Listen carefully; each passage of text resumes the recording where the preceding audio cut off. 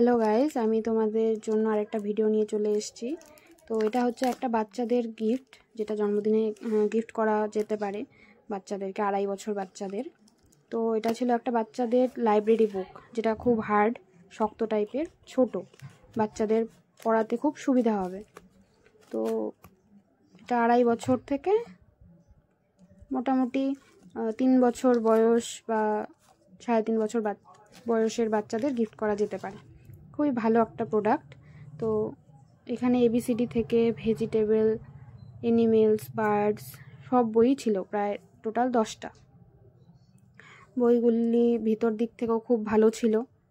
আর রিভিউটা কি দেবো, আর তো A to Z আমি বলবো যে না, 10-এর মধ্যে 10 দেওয়া যায় এই প্রোডাক্টটাকে।